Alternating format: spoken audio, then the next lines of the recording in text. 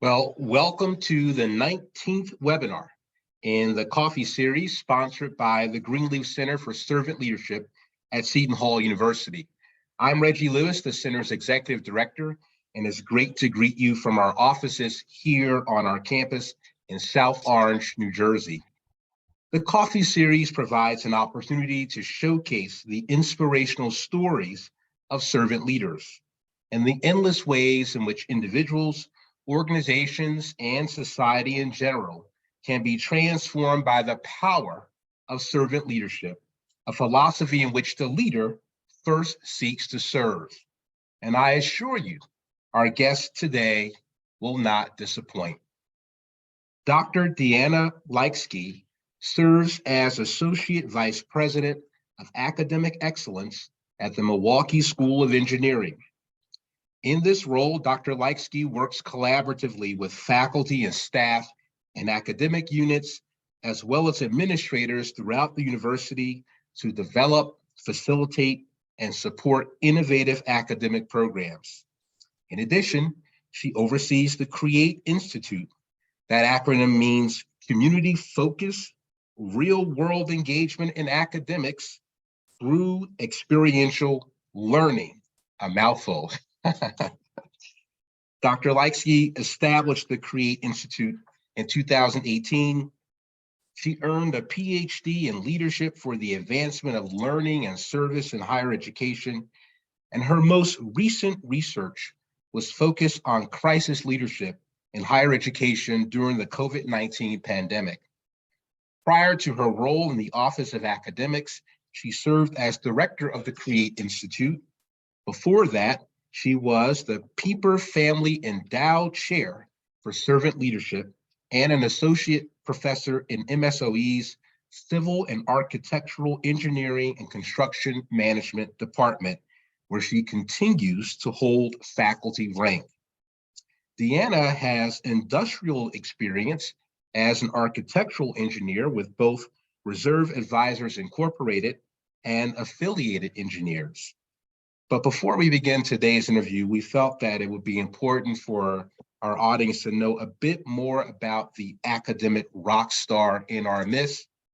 DeAnna and the Milwaukee School of Engineering were honored last year as the part of the center's first annual Robert K. Greenleaf Hall of Fame award ceremony. We were thrilled to have DeAnna and the president of MSOE join us, Dr. John Waltz. We want to share a short video for you all on the amazing work of MSOE.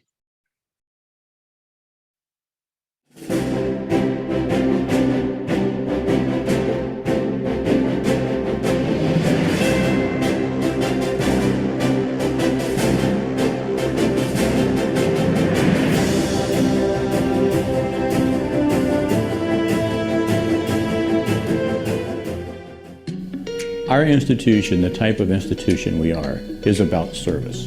We're an educational institution. We serve our students.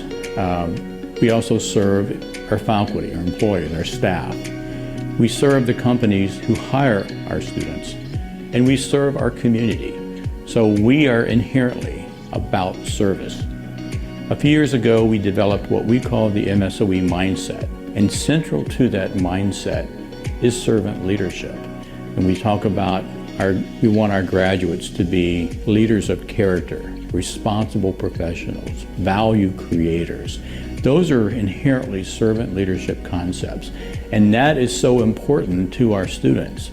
So when our students graduate from MSOE, yes, we want them to understand the technical details of their field, whether that's engineering or nurses or business. But to be successful in today's world, it has to be more than that. They have to be value creators. They have to be leaders of character. So we want our students to understand and embody the principles of servant leadership. According to Robert Greenleaf, the best test of servant leadership is to develop other servant leaders. And that is what we're trying to do, and that is what the MSOE mindset is all about.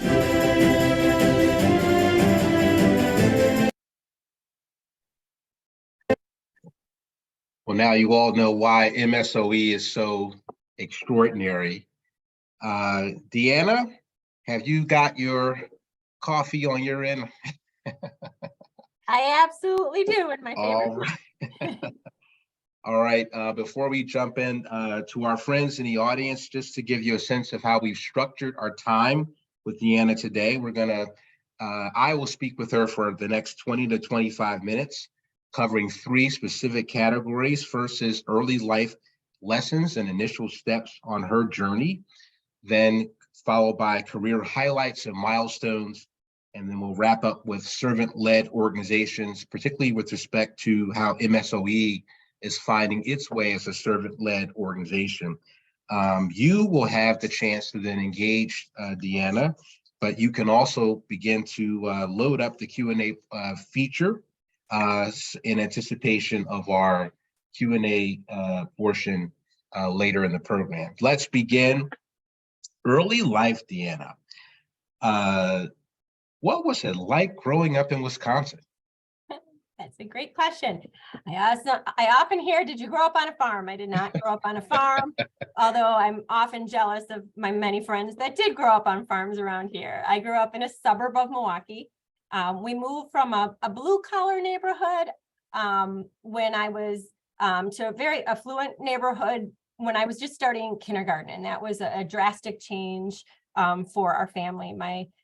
My parents were very young. They were teenagers when they started our family, and they really wanted us to have more options than they did, and really wanted to find a place that valued education. And so we moved to a suburb right before I started kindergarten that had one of the best public schools in the Milwaukee area. And I really learned a lot at that point in my life, growing up amongst so much wealth when we didn't have so much. We rented a townhome, and I watched my mom work as a waitress. But our community really took us in, and I met my first servant leaders in that community, those that took us in. I remember very vividly a neighbor across the street when my mother was she was pregnant and with my younger sibling, and she was biking to work, and we had a neighbor actually gift us a car. It was their old car at that time, but he didn't want to see my mom biking to work. It was very old. It was a nice gesture. The hood leaked, and we needed an umbrella when we were in the car. But Okay. it was always an adventure growing up in Wisconsin. Wow. So it sounds like you had a bit of a village where you were. Can you say more about the leaders you looked up to in your early years? Who inspired you? In addition to those wonderful neighbors, who inspired you? Yeah, someone who really always really stands out as far as a leader that influenced me early in my life was Ken France, and he was my swim coach. He was a huge influence on me when I was a child, and he really taught me that hard work pays off, and that you should never label people. He saw us all as individuals, and we all needed something different from his as a coach, and maybe we needed different things on different days, but he took the time to get to know us and to know how to push us so that we could meet our potential. I learned a lot about equity from him, about empathy, and about grit from Ken France. Wow. And what's the best stroke that you've got? You and I are swimmers, as you know. Yeah. So butterfly, and that was what set me apart, because I was really good when I was 6. As I got older, the more people could swim that stroke, so I went down, but butterfly is mine. All right. Architectural engineering. When did you know you wanted to get into that area? Yeah, that's a great question. You hear a lot of our students and engineering students in particular talk about how they love Legos and they love building things as a young child. I definitely did. I also loved taking things apart. And I did not like reading or writing. That was not my thing, but I excelled in math and science. But really, I think initially that like engineering as a word scared me. I didn't know what it was. I didn't know any engineers growing up.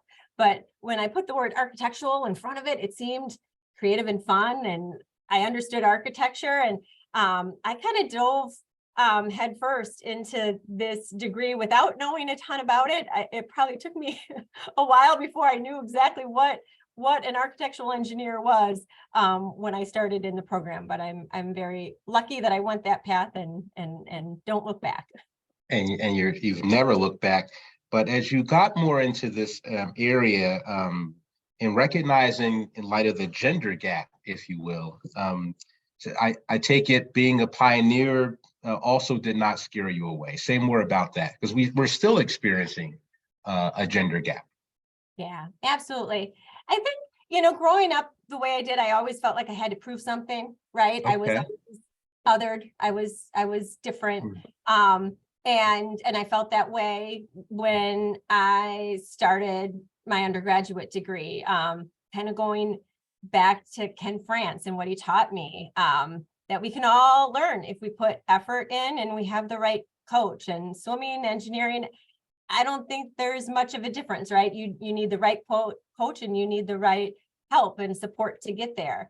I think we just need someone who believes in us enough that allows us to believe in ourselves. I think Yes. that, so I think that engineering is a path for anyone who wants to solve problems and make the world a better place. And being one of very few women in my undergraduate program, I think it just made me work that much harder to prove myself, and make a commitment that I was going to change the dynamic, right? That I was going to change this in the future. And I think I did that by making a name for myself in engineering. And I strive every day to make engineering a more inclusive community, where we ultimately will become more diverse. But we still have a long way to go, but it is absolutely a priority of mine.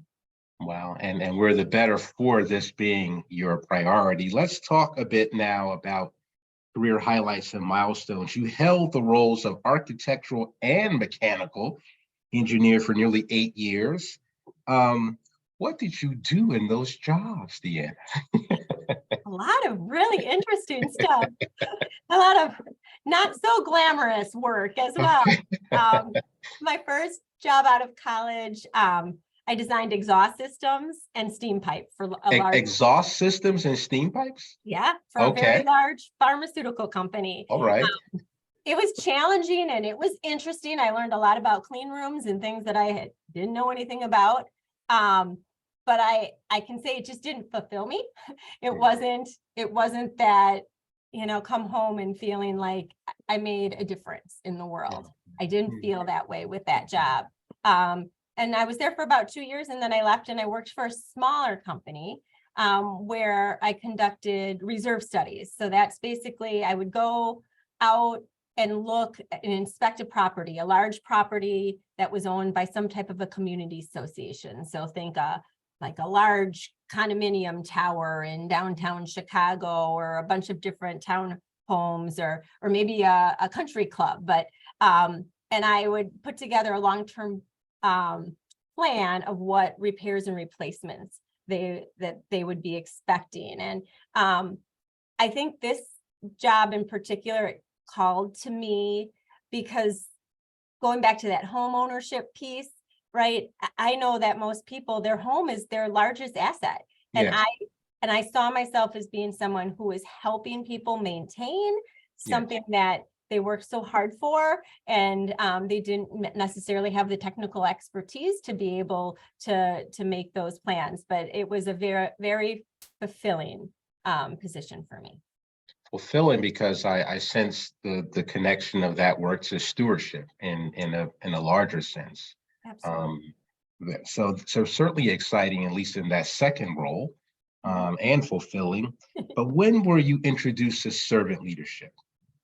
Yeah, so servant leadership. So I left industry and started teaching at MSOE for a couple different reasons. And when I started teaching at MSOE, I didn't have a graduate degree. I had my professional engineering license and undergraduate degree, but I didn't have a graduate degree. And in order to become a full-time faculty member and assistant professor, my chair encouraged me to pursue graduate school. And it was in graduate school that I learned about servant leadership. I was taking an organizational leadership course and read Greenleaf in that class. And it was transformational for me because I think I finally understood that I was a leader. I never considered myself a leader until reading Greenleaf. And that was very empowering. Yeah, the more you sort of delve into Greenleaf's writings, you recognize, one, he was ahead of his time, and two, that his work, remains timeless, if you will. Mhm. But you grew up arguably academically and professionally to some extent at MSOE. They accepted you with the PE, right? So principal engineer is the Professional like engineer. professional engineer as the licensure that's Yep. the license, correct? Correct. So obviously, we know firsthand at the center how warm and nurturing MSOE is, and we learned a lot last year about the Extraordinary Together strategic plan, which is the overarching umbrella for all of the community engagement work in Greater Milwaukee. Can you say more about that for our audience? Yeah, I really can't emphasize enough the importance of our strategic plan at MSOE. Most of us walk around with it in our hands to different meetings and we refer to it over and over. And I think what makes that plan so special is because it was one of the first acts of Dr. Walz when he became president in 2016. I'll never forget his introduction to faculty at a kickoff celebration, and he shared that we were going to come together and work on a strategic plan. And there was literally cheers in the crowd. We were that excited that we were going to get to do this work with him. And as a servant leader himself, I think that he put together a planning committee in a way that allowed us to, I think it was genius of him, right? It was a great way for him to learn about us, right? He was one of the committee members. He sat at a table like all of us. It was facilitated by a third party, but it was over 40 people of students, alumni, faculty, staff, all corners of campus. And we learned a lot about each other. And we came up with a plan that really represented our collective vision. And this plan came together over what period of time, and how long has it been in existence? Yeah, good question. So it was about a year of planning. And so I think it was officially launched in 2018, and it was meant to be a 5-year plan. And then when COVID hit, we did come back together and we said, the world is different. We need to update this. So it really is truly a dynamic document. It's a dynamic plan that guides us.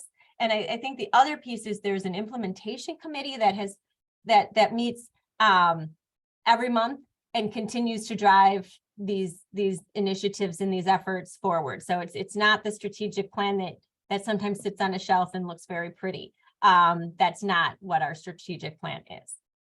So yeah, MSOE has a living document. Correct. And then you've got all these pieces. I think we have a visual that Priscilla will pull up. The mindset, which is tied to your baby, the Create Institute. Walk us through this. Absolutely. So this came out of our strategic planning efforts, and it was intended to take all the work that we were doing in strategic planning and really focus it to students. So students could understand what we're trying to accomplish and why. And so really the MSOE mindset it's a collection of attributes and characteristics that all faculty and staff at MSOE, we all help to foster this in our engineering students, in our nursing students, and our business students. We knew going into this work that we were phenomenal at helping students develop the technical skills that they need to be successful in their careers. But what the strategic planning, what that work, a big part of that work is we learned that we all also believe that students need all of these other attributes and characteristics to live a fulfilling, impactful life upon graduation. So we strive to ensure that our students are leaders of character, responsible professionals, passionate learners, and value creators. And that's the Create Institute that you mentioned is the infrastructure that is, this is our one mission, is to make sure that we're fostering this development, but this is an institutional effort. So it's bigger than the Create Institute, but the Institute, or the Create Institute, is kind of the heart that drives and keeps us moving forward when it comes to mindset development. Wow, that's fantastic.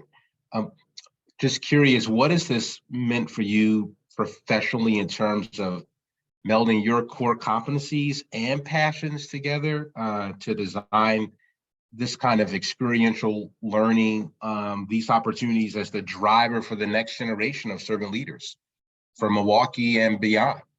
Yeah, it really has been. I mean, I just feel so blessed to be able to do this work. I think that, you know, just about every professional development workshop or conference you go to talks about work-life balance, right? Like it's two different. Does that exist really? Yeah, it doesn't. And I think what I've been so fortunate and blessed to have is that my work at MSOE really allows me to kind of blur that line. And I get to spend my days working to make the world a better place for my community and my family, right? In the work that we do with community partners, one of the first community partners that I really forged a relationship with at MSOE was this farm and retreat about 45 minutes away from Milwaukee. And one of the things I love most about that project is when I went out there to do these builds, I'd bring my kids with me. I had them in a baby Bjorn when they were little, and they were running around with a hard hat and a hammer next to me, next to my students, next to the community partner. All like, I didn't have to choose, do I want to be a mom today or do I want to be my professional engineer today? I got to be both. So it's very fulfilling. It means a lot. And I think that we can all find, I hope that we're all able to find a way to make it easier to find that fulfillment in your profession. And this is how I found it at MSOE. If we could all be so fortunate to be in a place that allows you to bring all of you into the workspace, fantastic. We're in the last category before we begin preparing for the Q&A, and this has to do with MSOE as really a servant leader exemplar, organizationally speaking. So as a servant-led organization, we like to spend time during these sessions helping the audience to get a sense as to how, in this case, MSOE is still finding its way, because this is a heavy lift. This is hard work. You all make it look easy, extraordinary together, but this is hard work. And so how does MSOE sustain itself in terms of the quality and the intensity of the engagement? Yeah, I do think that that's a great question. And I think our just like you said, our strategic plan is titled Extraordinary Together. And I truly mean, sincerely, that it says it all. Collaboration is key. And we strive to embody this value every day. And it isn't easy work. We get tired and we get frustrated. But the good thing is we're all part of a team that it's like family. And so we know each other's strengths and weaknesses. We know when somebody needs a break, and somebody else is always willing to step up and continue to serve. It's that whole idea of when you're on a plane, right? You're supposed to put your oxygen mask on before you put somebody else. Wait, we help each other remember that so that we can always continue to move this good work forward. Wow. Yeah, helping each other to breathe all the time. But it's still an academic institution. And so there's something known as the faculty. And so just very important. a very important constituency. So what incentives does the university put in place for its faculty to enmesh scholarship within the context of service and values-based leadership? Yeah, I think this goes back to us valuing everybody as individuals and knowing that we all want to pursue different types of scholarship. We value impactful education at MSOE, and so faculty get to choose. Do they want to pursue scholarship and activities related to their industry profession, or do they want to pursue scholarship that will help them become better educators? And maybe they're doing both, right? You don't always draw a line between both of those pieces, but we offer, the Create Institute is our Center for Teaching and Learning. So we offer a wide range of faculty development, and we do the best we can to value everybody's time and really make those workshops impactful.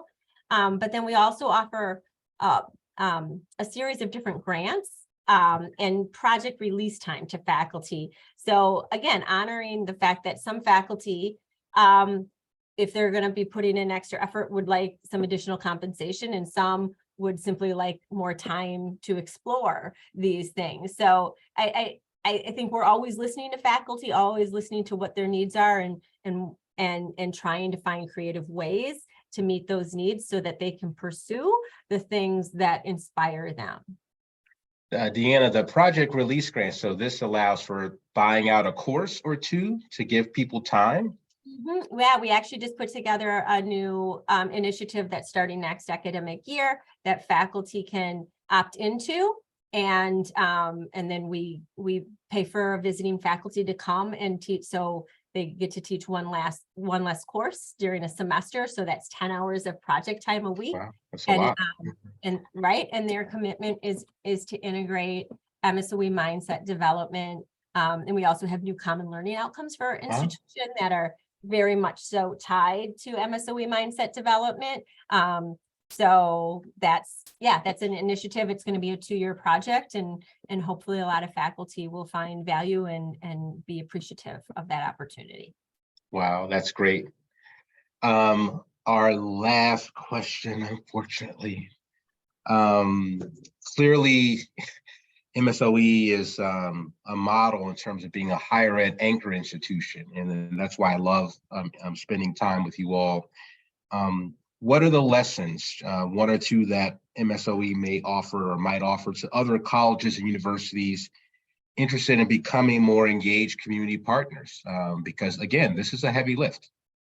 Yeah, well, it's a good question. I think we use the phrase mutually beneficial partnerships a lot, and we take it very seriously, because I think all too often entities just in general, right, they go to partner with maybe a nonprofit, and maybe their intent was to be helpful, but they ultimately end up creating work for this community partner instead of supporting. And so we start any new relationship by listening and really figuring out what our role could be in this mutually beneficial relationship and how we could serve our community partners. That's a huge part of the process, and it's one that should never be rushed. So I think that's would be my first kind of tip. And then I think the other piece is that sustainable change really requires infrastructure. So that strategic plan is awesome. It's great. It has a ton of ideas, but if we don't create this infrastructure to support these goals and ideas, then this goes back to that, how do we keep ourselves going? Then you're relying on 1 or 2 individuals to bear that burden on their shoulders to keep an initiative going. And that's too much pressure to put on a few individuals. So creating that infrastructure, and sometimes that means it takes a little bit more time, right? But that's, to us, that feels like the better approach for sustainability and really making a difference. Absolutely. And I've certainly worked for places that have had these lofty aims without the infrastructure. So that's key. But also always beginning this important work by listening. Thank you, DeAnna. Everyone stay put. Of course, I could talk to my friend forever, but I've got to now pass this over to my brilliant young colleague, Priscilla Phoebus, who's going to guide us through the Q&A portion of the program. Priscilla. Thank you, Reggie. Hi, DeAnna. I'm excited for this, and it was great hearing about your journey, and it's very inspiring, especially as a woman. So let's start with the Q&A. So our first question is, do MSOE students find the concept of servant leadership being familiar or foreign to them upon being introduced? That's a really great question. I feel like the trend is it's becoming more and more familiar. Maybe 10 years ago, 15 years ago, and maybe it's the terminology is new, but the idea, right? If you ask students to describe, just like Reggie did for me, describe a leader that impacted you when you were young, I mean, I'll say 10 times out of 10, it's not 9 times out of 10, 10 times out of 10, that leader they're describing as a servant leader. So I think that it is becoming that idea of leadership to serve is definitely not as foreign as maybe it used to be.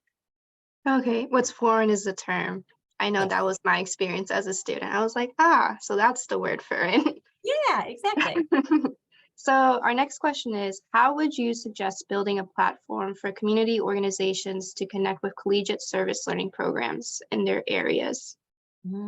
So a platform, that's a good question, and we've talked about this a lot, because it can be really challenging navigating higher ed organizations when you don't know the structure and who to talk to and that type of thing.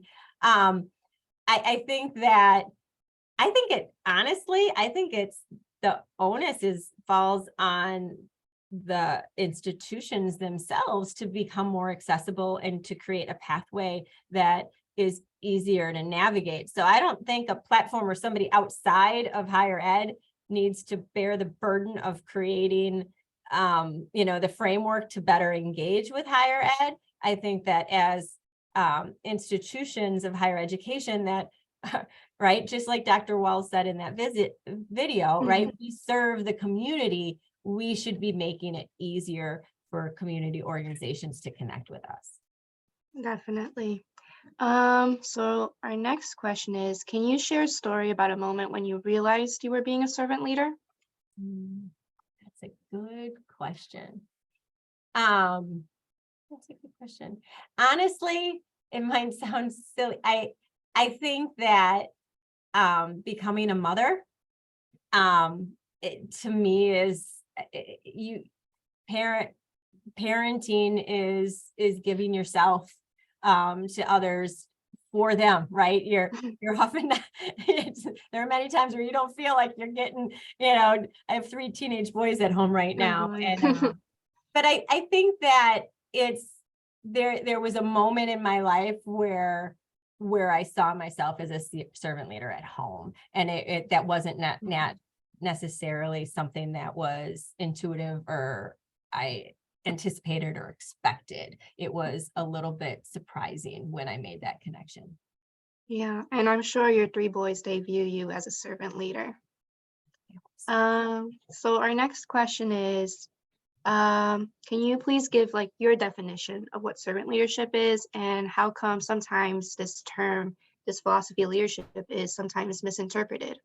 Yeah, to me, servant leadership is the why you're doing what you're doing, right? I think sometimes people want to define it in actions, and it's you're leading to serve others, right? You're walking into a situation to make the lives of everybody around you better. So as a servant leader, you're removing all the barriers so that everybody on a team can thrive and reach their own goals. I think that sometimes as a servant leader, some tough love is an action, right? But it's for the purpose of service. It's for the purpose of making the lives of those on your team better and helping them to thrive. I think I think that's how I would define it. Great. So we just have a couple more questions because we can't be here all day. So this one is, do you think it would be beneficial to introduce younger students, such as high schoolers, to servant leadership and perhaps even younger? Yeah, I do. I really do. And using, right, language is important. Words are important. That's what we learned so much with the MSOE mindset and using those terminologies. I think that this idea of leadership is sometimes viewed in a different way of being that, the loud, authoritative, that piece of the puzzle. And I think it leads to more competition and not collaboration. And I think that younger people could, the sooner we learn those lessons, I think that as a society, we're going to grow. Definitely. So our last Q&A question for the webinar is, what are some examples of opportunities and resources that students are given to practice servant leadership throughout the MSOE campus? That's a great idea. That's a great question. So a lot of different books, but it's not even, I think that you can pick up any book and dissect it in a way that you're trying to understand what kind of leadership do you see, what that type of thing. So I don't think we lean, like I can't say that this is the one resource that everybody needs, right?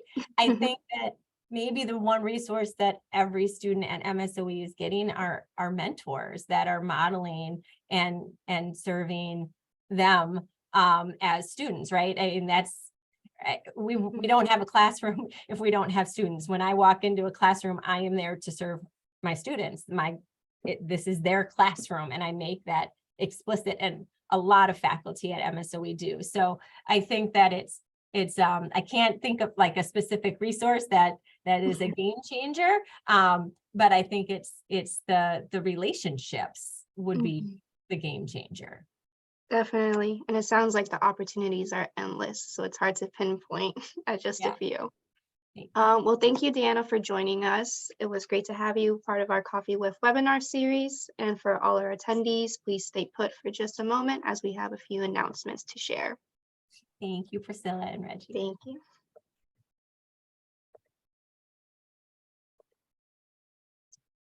So our next Coffee with webinar will be featuring Val Ackerman, the 5th Commissioner of the Big East Conference and founding president of the Women's National Basketball Association, and we will be discussing her servant leader journey within the sports industry. This will be next month, May 17th at 3:30 p.m. Eastern Time. You can scan the QR code to register or use the short link, as well as visit our website, greenleaf.org, and you'll find the link right there on our homepage. We also still have a few spots available for next week's Foundations of Servant Leadership class, commencing on May 3rd until May 24th. You can go on our website, greenleaf.org, to find the registration link, or scan the QR code on the screen to find all the information needed for this course. And we want to thank you all for joining the Greenleaf Center at our Coffee with webinar. There will be a short survey at the end as soon as you begin logging off, so we please encourage you all to take it to hear more about your feedback. Thank you for joining us.